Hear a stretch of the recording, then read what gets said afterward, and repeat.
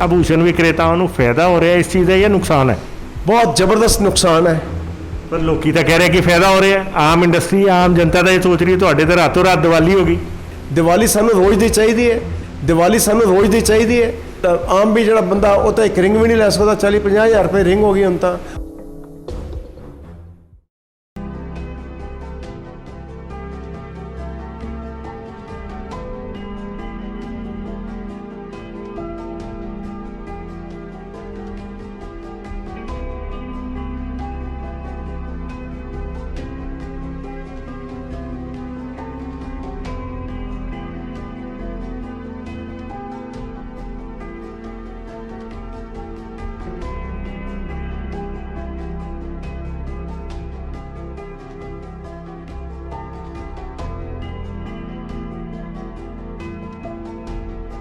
ਜਾਨੀ ਤੈਸ਼ੀ ਦੇਖ ਰਹੇ ਸਾਰੇ ਦਰਸ਼ਕਾਂ ਨੂੰ ਮੇਰਾ ਸੰਦੀਪ ਸ਼ਰਮਾ ਦਾ ਨਮਸਕਾਰ। ਦੋਸਤੋ, ਤੁਹਾਨੂੰ ਇੱਕ ਚੀਜ਼ ਦੱਸਣਾ ਚਾਹਾਂਗੇ ਕਿ ਹਰ ਪਾਸੇ ਕੋਵਿਡ ਹੈ, ਕੋਵਿਡ ਕਰਕੇ ਮਹਾਮਾਰੀ ਚੱਲ ਰਹੀ ਹੈ ਅਤੇ ਕਿਤੇ ਉਹਦੇ ਕਰਕੇ ਜਿਹੜੇ ਨਵੇਂ ਵਿਆਹ ਸ਼ਾਦੀ ਹੈ ਜਾਂ ਪ੍ਰੋਗਰਾਮ ਹੈਗੇ ਆ, ਫੈਸਟੀਵਲਸ ਸੀਗੇ ਜਿਵੇਂ ਐਨਵਰਸਰੀਜ਼ ਵਗੈਰਾ, ਉਹ ਰਿਸਟ੍ਰਿਕਟਡ ਹੋ ਗਏ ਹੈ ਕਿ ਹੁਣ ਘੱਟ ਹੋਣ ਲੱਗ ਪਏ ਆ ਔਰ ਸਿਲੈਕਟਡ ਉਹਦੇ ਵਿੱਚ ਗੈਦਰਿੰਗ ਹੋ ਗਈ। ਪਰ ਇਹ ਸਾਰਿਆਂ ਦੇ ਵਿੱਚ ਇੱਕ ਚੀਜ਼ ਹੈ ਕਿ ਜਿਹੜਾ ਵਿਆਹ ਸ਼ਾਦੀਆਂ 'ਤੇ ਮੇਨ ਜਿਹੜਾ ਬਾਇੰਗ ਹੁੰਦੀ ਸੀ ਸੋਨੇ ਦੀ, ਅਤੇ ਸੋਨਾ ਸਡਨਲੀ ਵੱਧ ਗਿਆ। ਜੀ ਹਾਂ, ਤੁਹਾਨੂੰ ਦੱਸਣਾ ਚਾਹਾਂਗੇ 41,000 ਸੋਨਾ ਹੁੰਦਾ ਸੀ ਜਦੋਂ ਕੋਵਿਡ ਦਾ ਇਹ ਮਹਾਮਾਰੀ ਸ਼ੁਰੂ ਹੋਈ ਸੀ, ਅਤੇ ਉਸ ਤੋਂ ਬਾਅਦ ਅੱਜ ਜਦੋਂ ਅਸੀਂ ਬੈਠੇ ਹਾਂ ਜੁਲਾਈ ਦੇ ਵਿੱਚ ਸਟਾਰਟਿੰਗ 'ਚ 3 ਜੁਲਾਈ ਨੂੰ, ਅਤੇ ਇੱਥੇ ਜਿਹੜਾ ਰੇਟ ਹੈ ਲਗਭਗ 50,000 ਹੋ ਗਿਆ। ਅਤੇ ਆਓ ਜਾਣਦੇ ਹਾਂ, ਅਸੀਂ ਪਹੁੰਚੇ ਲੁਧਿਆਣਾ ਜੁਐਲਰੀ ਮਾਰਕੀਟ 'ਚ ਅਤੇ ਪੈਲੇਸ ਜੂਲਰ 'ਚ ਪਹੁੰਚੇ ਪ੍ਰਦੀਪ ਮਿੱਤਲ ਜੀ ਕੋਲ, ਅਤੇ ਆਓ ਜਾਣਦੇ ਹਾਂ ਕਿ ਕੀ ਰੀਜ਼ਨ ਹੈ, ਕੀ ਕਹਿਣਾ ਇਹਨਾਂ ਦਾ। ਨਮਸਕਾਰ ਸਰ। नमस्कार जी। सबसे पहले तो जो कोरोना महामारी के कारण 3 महीने लॉकडाउन 2 महीने रहा है और शादी जो थी लोगों की पोस्टपोन हुई है, और सोशल डिस्टेंस का, मास्क का, सैनिटाइज़र का लोगों को ध्यान रखना है। ये चीज़ें जो है पहले तो ये होनी चाहिए। उसके बाद जो सोने की बात है, जो अपना नॉर्थ है ये शुरू से ही अपने बजट, जो लड़की की शादी होती है तो उसमें जो भी बजट किसी का भी तय होता है तो उसमें लगभग 20 to 30% गोल्ड में बजट होता था। आज वो बजट जो अननेसेसरी एक्सपेंस होता था उसका बजट कन्वर्ट होकर गोल्ड में चला गया है। और साउथ में इससे उल्ट था। साउथ में आज भी 70% एक्सपेंस जो गोल्ड में होता है और 30% अपना फंक्शंस और अपना गारमेंट के ऊपर अपना होता है। तो आप कहना चाह रहे हैं कि हम नॉर्थ इंडिया में भी अब साउथ का ट्रेंड चलना शुरू हो गया है। ये सबसे अच्छी बात ये है कि जो आज शादियाँ 100 लोगों में हो रही है या 50 में हो रही है, ठीक है, इसमें पैलेस इंडस्ट्री को, होटल इंडस्ट्री को लॉस तो है जो नहीं होना चाहिए, लेकिन जो अननेसेसरी एक्सपेंस होता था जिसमें 2-2 हज़ार लोग हम पूरे शहर को इनवाइट करते थे, तो उसका कोई एक्चुअली जाकर लोग जो 200-300 लोग होते हैं घर के, वो ही शादी में एंजॉय करते हैं। बाकी तो सिर्फ एक पार्टी एंजॉय होती थी जिसका कोई बेनिफिट नहीं था और सारा पैसा जो था वो वेस्ट होता था। आज लोगों का शादी के ऊपर गोल्ड में बजट बढ़ा है और जनरल एक्सपेंस में बजट कम हुआ है, और लोग भी खुश हैं कि जो शादी 50-100 लोगों में घर में हो रही है उसमें लोगों को बहुत एंजॉय हो रहा है। और मेरा ख्याल है भी ये फिक्स ही हो जाना चाहिए कि कम से कम लोगों में फैमिली मेंबर 50-100 तो नहीं, 200-250-300 लोग तक की पार्टी जो है मैक्सिमम होनी चाहिए। तो ये सोने का रेट बढ़ने का रीज़न आप यही बता रहे हैं? नहीं, इसके 2-3 कारण है। एक तो हमारा इंटरनेशनल फ्लाइट सारी टोटल बंद पड़ी है और हमारी इंपोर्ट में भी कमी हुई है, तो लोकल बैंकों के FDR जो इंटरेस्ट कम हुए हैं, लोगों को इसमें रुझान जो है सेविंग का बढ़ा है। कुछ इसमें ये भी महसूस हो रहा है कि ये कैश आइटम है, अपने पास होगी तो अपनी सेफ्टी है। तो आपका कहने का मतलब है सोने की बाइंग बढ़ रही है? हाँ, बाइंग बढ़ रही है, लेकिन फाइनेंस वाली ज्वेलरी में तो नहीं है। ज्वेलरी में तो शौकिया बाइंग कम हुई है। जो जनरल एक्सपेंस लोग ज्वेलरी में करते थे उसमें तो नहीं है। शादी विवाह की ज्वेलरी तो बन रही है और आगे से भी बजट बढ़ा है, लेकिन जो इसमें सेविंग है वो इसमें बुलियन में ज़्यादा हो रही है। तो आपका कहने का मतलब है कि कोविड के कारण थोड़ा इंपोर्ट जैसे इफेक्टेड है, तो स्केयरसिटी भी है, उसके कारण भी कहीं ना कहीं बिल्कुल है, बिल्कुल है जी। तो इसमें क्या है कि एक तो अपना बॉर्डर के ऊपर जो अपने इतने सैनिक मारे गए, जो वहाँ हुआ है, लेकिन उसके कारण भी लोगों को ऐसा लग रहा है कि आने वाला टाइम जो है और मुश्किल ना हो जाए, तो इसलिए अपनी सेविंग हैंड में रखें। ये बात। तो इसके अलावा और जैसे आप कह रहे हो कि जो ट्रेंड है ज्वेलरी फैंसी ज्वेलरी कम हुई है, उसका इस इंडस्ट्री पे क्या इम्पैक्ट पड़ेगा आने वाले टाइम में? इसका ज़्यादा तो ज़्यादा इंडस्ट्री जो है, पहले भी हमारी इंडिया मार्केट जो थी, हमारे बंगाली कारीगर थे, मुस्लिम कारीगर थे, हिंदू कारीगर थे, वो उसमें आर्टिफिशियल ज्वेलरी में कन्वर्ट हुए हैं। लेकिन जो ज्वेलरी में हमारी इंडिया में पहले भी हमारी पॉपुलैरिटी थी पूरे वर्ल्ड में, ऐसा तो कोई कमी नहीं है भी ज्वेलरी में हमारी डिज़ाइनिंग सबसे बढ़िया है, एक्सपोर्ट बढ़िया है। लेकिन इंडिया की जो ज्वेलरी बनती है उसमें जो हमारा कॉर्पोरेट सेक्टर के साथ जब हमारी कोई इंपोर्ट होती थी, जब बाहर से हमारा बंगलौर है, जैसे हमारा हैदराबाद है, कलकत्ता है, बॉम्बे है, इनका जो रुझान था, हमारी एग्जीबिशन होती थी साल में 2 बार, तो वहाँ भी कोविड के कारण अभी नहीं होगी, तो इसका जो लोकल फैक्ट जो है उसका भी पड़ा है, डिज़ाइनिंग कम हुई। तो आप आम जो एक गोल्ड परचेजर है, एक आम कस्टमर है, आम ग्राहक है, शहरवासी है, उसको आप क्या इस समय संदेश देना चाहेंगे? उसको गोल्ड खरीदना चाहिए, क्या करना चाहिए, कैसी समझदारी बरतनी चाहिए? देखो, अभी तो टाइम गोल्ड का ही है जी।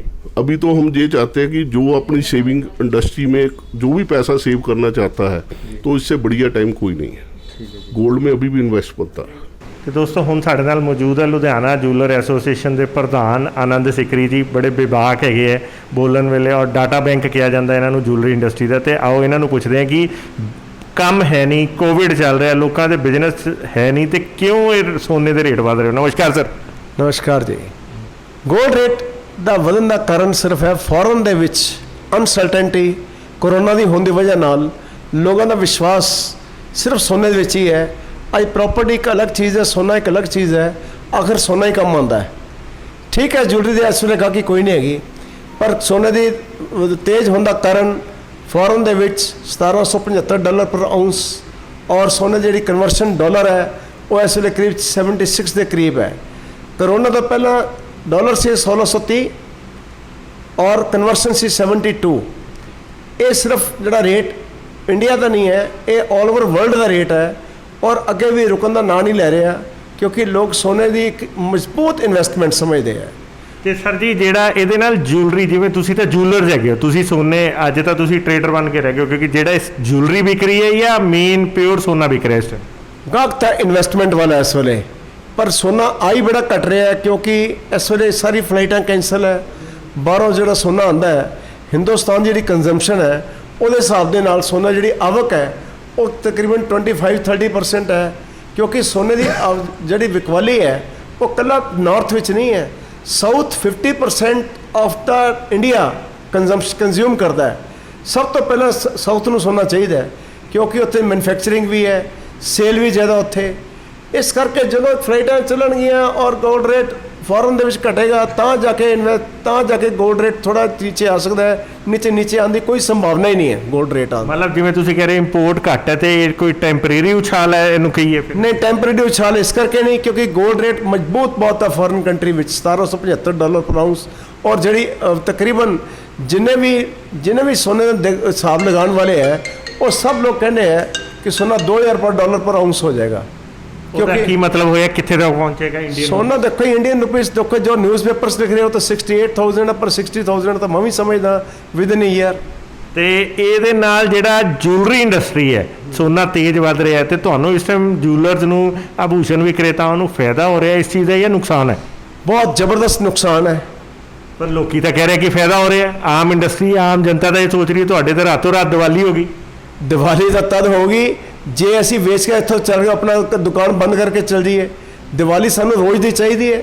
ਸਾਡੇ ਵੱਲੋਂ ਤਾਂ ਸਾਨੂੰ ਤਾਂ ਗ੍ਰਾਹਕ ਚਾਹੀਦਾ, ਇਨਵੈਸਟਮੈਂਟ ਸਾਨੂੰ ਇਹਦੀ ਸੇਲ ਚਾਹੀਦੀ ਸਾਨੂੰ ਜੇਵਰ ਦੀ, ਨਾ ਕਿ ਸਾਨੂੰ ਇਹ ਰੇਟ ਜ਼ਿਆਦਾ ਚਾਹੀਦਾ ਹੈ। ਤਾਂ ਅਸੀਂ ਕਦੇ ਵੀ ਨਹੀਂ ਕਿਹਾ ਰੇਟ ਜ਼ਿਆਦਾ ਚਾਹੀਦਾ। ਤੇ ਇਹਦੇ ਨਾਲ ਕੀ ਇੰਪੈਕਟ ਪੈ ਰਿਹਾ, ਜੂਲਰੀ ਨੂੰ ਕੀ ਇੰਪੈਕਟ ਪੈ ਰਿਹਾ? ਹਾਲੇ ਜੁਲਰੀ ਦਾ ਕੰਮ ਤਾਂ ਬਹੁਤ ਪਿੱਛੇ ਹੈ, ਇਸ ਕਰਕੇ ਕਿ ਆਮ ਵੀ ਜਿਹੜਾ ਬੰਦਾ ਉਹ ਤਾਂ ਇੱਕ ਰਿੰਗ ਵੀ ਨਹੀਂ ਲੈ ਸਕਦਾ। 40-50 ਹਜ਼ਾਰ ਰੁਪਏ ਰਿੰਗ ਹੋ ਗਈ ਹੁਣ ਤਾਂ, ਔਰ ਸਭ ਚੀਜ਼ਾਂ ਹੋ ਗਈਆਂ। ਪਰ ਅਲਟੀਮੇਟਲੀ ਤੁਹਾਨੂੰ ਸੋਨੇ 'ਤੇ ਆਉਣਾ ਪਏਗਾ, ਨਾ ਕਿ ਬੁਟੀਕ ਦੇ ਸੂਟ ਤੇ ਨਾ ਤੁਹਾਡਾ ਹੋਰ ਚੀਜ਼ਾਂ 'ਚ ਇਨਵੈਸਟਮੈਂਟ ਕਰਨ ਦਾ ਕੋਈ ਫਾਇਦਾ ਨਹੀਂ ਹੋਣਾ। ਸਾਨੂੰ ਇੱਕ ਮਾਰ ਬਹੁਤ ਵੱਡੀ ਪਈ ਹੈ, ਮੈਰਿਜਸ ਜਿਹੜੀਆਂ ਉਹ 50 ਬੰਦਿਆਂ 'ਚ ਹੋ ਰਹੀਆਂ, ਔਰ ਕਿਉਂਕਿ 50 ਬੰਦਿਆਂ 'ਚ ਨਾ ਘਰ ਦੇ ਬੰਦੇ ਹੁੰਦੇ, ਨਾ ਆਪਣੀ ਜੁਲਰੀ ਲੈ ਸਕਦੇ ਹੈ, ਨਾ ਲੜਕੀ ਲੈ ਸਕਦੇ ਹੈ, ਜਦ ਤੱਕ ਇਹ ਹਾਲਾਤ ਠੀਕ ਨਹੀਂ ਹੁੰਦੇ, ਜਦ ਤੱਕ ਇਹ ਕੋਰੋਨਾ ਠੀਕ ਨਹੀਂ ਹੁੰਦਾ, ਤਦ ਤੱਕ ਜਿਊਲਰੀ ਇੰਡਸਟਰੀ ਦੇ ਉੱਪਰ ਬਹੁਤ ਭਾਰ ਹੈ, ਬਹੁਤ ਜ਼ਬਰਦਸਤ ਭਾਰ ਹੈ। ਤੇ ਇੱਕ ਆਮ ਸ਼ਹਿਰ ਵਾਸੀ ਹੈ, ਆਮ ਇੰਡੀਅਨ ਨੂੰ ਤੁਸੀਂ ਕੀ ਸੁਝਾਅ ਦਿੰਦੇ ਹੋ? ਇਸ ਟਾਈਮ ਸੋਨਾ ਵੱਧ ਰਿਹਾ, ਅਨਸਰਟਨਟੀ ਹੈਗੀ ਹੈ, ਉਹ ਕੀ ਕਰੇ ਇਸ ਟਾਈਮ? ਦੇਖੋ ਜੀ, ਜੇ ਤੁਹਾਡੇ ਕੋਲ ਪੈਸਾ ਹੈਗਾ ਹੈ, ਤਾਂ ਹਮੇਸ਼ਾ ਹੀ gold is always gold, all time gold ਦੇ ਤੋਂ ਪਿੱਛੇ ਹਟਣਾ ਨਹੀਂ ਚਾਹੀਦਾ। ਗੋਲਡ ਦਾ ਰੇਟ ਤਾਂ ਅਗਰ ਅੱਜ 2000 ਨੀਚੇ ਵੀ ਆ ਜਾਏਗਾ, ਫਿਰ ਇਹਨੂੰ ਕ੍ਰਾਸ ਕਰ ਜਾਏਗਾ। ਇਹ ਪੁਰਾਣੀ ਹਿਸਟਰੀ ਇਹੀ ਚੱਲੀ ਆ ਰਹੀ ਹੈ। ਗੋਲਡ ਕਦੇ ਵੀ ਘਟ ਨਹੀਂ ਸਕਦਾ। ਠੀਕ ਹੈ, ਸਾਲ 2 ਸਾਲ ਪਿੱਛੇ 33,000 ਰੇਟ ਸੀ, 3-4 ਸਾਲ ਸਟੇਬਲ ਰਿਹਾ, ਪਰ ਜਿਨ੍ਹਾਂ ਲੋਕਾਂ ਨੇ ਇਨਵੈਸਟਮੈਂਟ ਬਣੇ ਰਹੇ ਉਹਨਾਂ ਨੂੰ ਪੂਰੀ ਰਿਟਰਨ ਦੇ ਕੇ ਗਿਆ ਗੋਲਡ। ਹਮੇਸ਼ਾ ਅੱਜ ਦੀ ਪੂਰੀ ਹਿਸਟਰੀ ਹੈ। ਅੱਜ ਤੁਸੀਂ ਗੋਲਡ ਕਿੰਨਾ ਵੀ ਮਹਿੰਗਾ ਲੈ ਲਓ, ਉਹ ਤੁਹਾਨੂੰ ਕਿਸੇ ਨਾ ਕਿਸੇ ਟਾਈਮ ਤੇ ਰਿਟਰਨ ਪੂਰੀ ਦੇ ਕੇ ਜਾਏਗਾ, ਔਰ ਬੈਂਕ ਇੰਟਰਸਟ ਤੋਂ ਡਬਲ ਦੇ ਕੇ ਜਾਏਗਾ ਪੈਸੇ। ਧੰਨਵਾਦ ਸਰ। ਤੇ ਦੋਸਤੋ, ਇਹ ਸੀਗਾ ਸਾਡਾ ਜਿਹੜੇ ਪ੍ਰਧਾਨ ਹੈਗੇ ਲੁਧਿਆਣਾ ਜੂਲਰ ਐਸੋਸੀਏਸ਼ਨ ਦੇ, ਉਹਨਾਂ ਨੇ ਵੀ ਦੱਸਿਆ ਕਿ 골ਡ ਦੇ ਵਿੱਚ ਜਿਹੜੀ ਇਸ ਟਾਈਮ ਜਿਹੜੀ ਉਛਾਲ ਆ ਰਿਹਾ ਰੇਟਾਂ ਦੇ ਵਿੱਚ, ਉਹ ਡਿਊ ਟੂ ਫੋਰਨ ਮਾਰਕੀਟ ਦੇ ਕਰਕੇ ਆ ਰਿਹਾ। ਪਰ ਕਿਤੇ ਨਾ ਕਿਤੇ ਲੋਕਾਂ ਦਾ ਰੁਝਾਨ ਵੀ ਵੱਧ ਰਿਹਾ, ਲੋਕੀ 골ਡ ਦੇ ਵਿੱਚ ਜਿਹੜਾ ਇਨਵੈਸਟਮੈਂਟ ਨੂੰ ਥੋੜਾ ਸੇਫ ਮੰਨ ਰਹੇ ਹੈ। ਤੇ ਇਹ ਚੀਜ਼ਾਂ ਦੇ ਨਾਲ ਅਸੀਂ ਹੋਰ ਵੀ ਤੁਹਾਨੂੰ ਅਪਡੇਟਸ ਦਿੰਦੇ ਰਵਾਂਗੇ, ਜੋ ਵੀ ਕਿੱਦਾਂ ਦੀ ਹੋਏਗੀ। ਤੇ ਇਹ ਸੀ 골ਡ ਦੀ ਅਪਡੇਟ। ਦੇਖਦੇ ਰਹੋ, ਬਨੇ ਰਹੋ ਜਨ ਹਿਤੈਸ਼ੀ। ਧੰਨਵਾਦ।